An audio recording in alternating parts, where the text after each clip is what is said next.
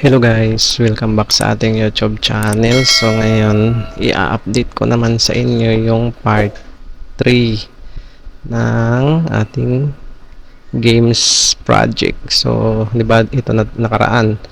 Mag-enter ka ng name, select ka ng difficulties, mamili ka ng hero, then click start. Pag na-click niya yung start, so pupunta na tayo sa plus hero. So, ito na ang susunod na mangyayari. So, lalabas yung name mo dito, tapos yung player hero mo, tapos yung hero name, tapos yung class niya, doctor or nurse ba yun o ano. Pero puro doctor lang kasi nilagay ko doon sa ating data.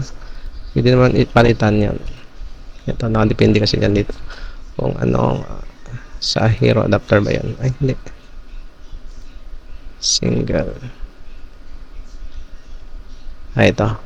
Ito kung anong position, pwedeng doctor, nurse, kung dentist, ano pa. Pero ito pinag-isa-isa ko lang para hindi na siya hindi mahirapan magsulat, kaya pinag-isa-isa ko na. Pero pwede natin mag-testing yung boss dick para natin ng nurse. So dapat dito sa ating splash, sana yung boss dick. So nurse din to, nurse yan. Tapos windy, palay mo din test.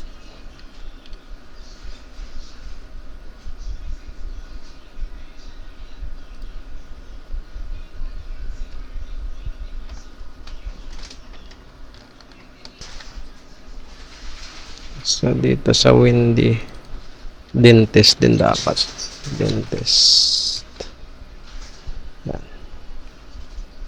Tapos sige, try na ay, di ba ganon? Sana yan. Dito na tayo sa versus screen. So every time na iba-iba hero na pinipili niya, so different din yung hero na magiging kalaban mo, naka-random yun. Dito yun sa code natin guys na plus hero. Ito yung manual na list. Manual lang muna ngayon kasi wala pa tayong database, kaya need ko pa siyang ita-type manually. So kung may database na yan, isang input na lang sana yan. So tapos random siya, depende sa pinili niya. Tapos alisin yung magiging hero mo kasi hindi mo pwede makalaban yung hero mo. So kaya dapat hindi siya kasama dun sa random list. Tapos ano pa, hanggang doon lang pa lang guys, di ba? Nakaraan is ito. So subukan nating patakbuhin guys. Takbuhin natin guys, run. Check natin dito sa cellphone natin. Ay, ni-landscape ko pala yan guys, kasi pangit pag naka vertical yung orientation. So ang ginawa ko dyan, ni-landscape ko, kaya dapat naka-landscape yung cellphone.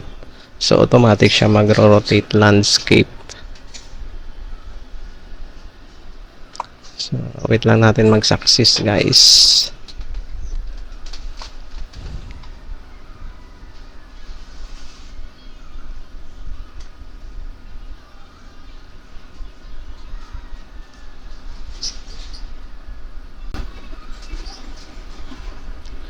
So ayun, nag-success na siya, saka nag-run na rin siya sa cellphone natin. So palakasan natin yung volume para marinig natin yung background music. So start game, tapos single player. So mag-type tayo ng name dito. So palagay mo windy yan. Tapos type natin, gusto mo boost dick, di pa naka-nurse to.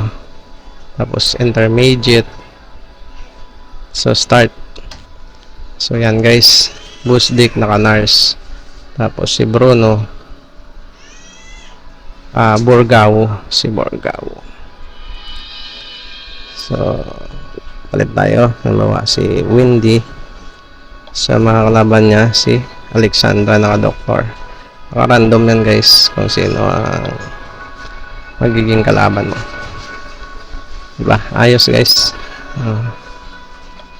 Doktor kasi hindi natin napalitan ng description niya eh. Si Boss Dick lang naka-nurse. Ano ngayon si dentist?